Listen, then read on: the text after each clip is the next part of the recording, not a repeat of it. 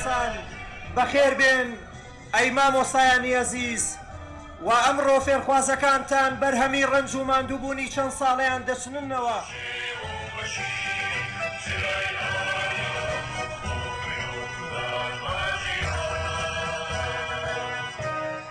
ئەمڕۆ بەشدار بوون لەم ئاهەنگەی مەحەزەکەمانە.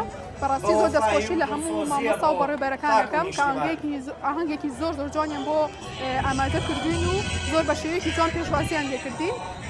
هیوادارم زیاتر بەرەو پێش بچن، خوێندکاری زیاتر ڕووبکاتە ئەم پەیمانگایە. هەوڵ و تێکۆشان و بێهیوانەبوونە سەرکەوتنیش لەم ڕۆژەدا دوای ساڵانێکدا بڕانم لە قۆناغەکانی خوێندن. سوپاس بۆ خوای گەورە لە پەیمانگای تەکنیکی کوردستان توانیم دووبارە بگەڕێمەوە بۆ خوێندن و لەسەر ئاسی بەشەکەی خۆم توانیم پلەی یەکەم بەدەست بێنم. زۆر سوپاسی سەرجەم پرۆفیسۆر و دکتۆران و مامۆستایانی بەشەکەم دەکەم. زۆر سوپاسیانەکەم. با بفەرمێت بۆ وەرگرتنی خەڵاتەکەی.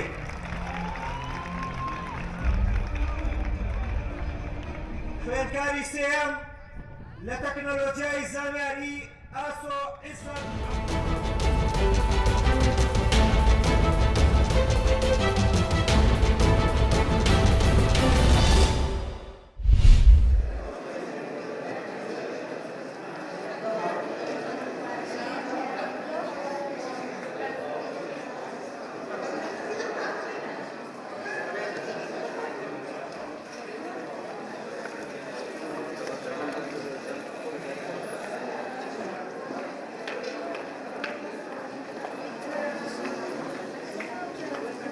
کتێبەکانمان زیاتر بواری ئەدەبیات و بواری دەرونی جوگرافیا و مێژووی ئاینی لەخۆ دەگرێت و ئامانجمان لە کردنەوەی پێشەنگایە ڕەخساندنی فرسەتە بۆ خوێنەران کە ئەوە ڤەرانشی کە هەمانە داشکانی لە سایە 30 و 50 و ماوەی پێشەنگایەکەشمان هەفتەیەکە خانێت.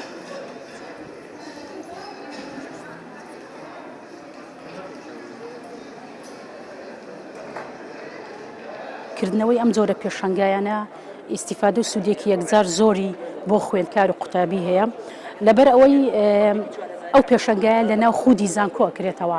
لەوانەیە خوێندکار یا قوتابی بتەوێت بە ئاسانی ئەو کتێبە بە دوایە دەگەڕێ دەستی بکەوێت، بەڵام هەتا دەگەڕێ و لە دوای کتێبخانەکان و زەحمەترە. لەوانەیە لە کتێبخانەکان ئەم جۆرە کتێبە نەژما بێت.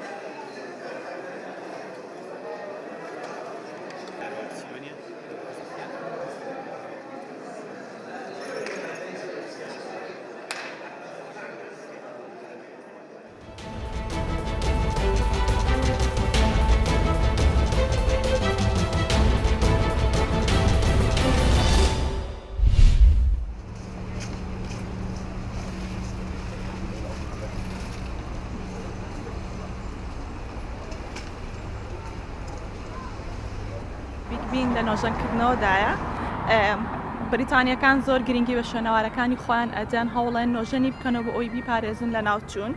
بۆ هیوای حکوومەتی هەرێمیش گرنگی بە شوێنەوارە مێژوویەکان بدات بۆ ئەوەی سەرنجی گەشتیاران ڕابکێشرێت لەبەروی هەچ کەسێک کێتە ئەم وڵاتەوە ئەوێت سەردانی شوێنەوارە مێژوویەکان بکات بۆ ئەوەی وێنەیەکی لەگەڵا بگرێ.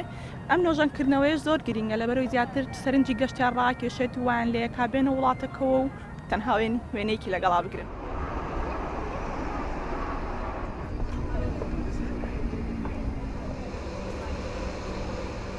Occasionally I come here to visit my daughter who, with her boyfriend, lives here. There's been a few changes over the years from when I used to visit the place when I was a child. Obviously the Palace of Westminster was intact, but over the years damage has happened, erosion to the brickwork and all that kind of thing. So time has passed and Big Ben, the Palace of Westminster, has to be refurbished. It's the mother of all democracies, worldwide democracies. And that is why it is important for the Palace of Westminster to be a symbol of democracy for the world.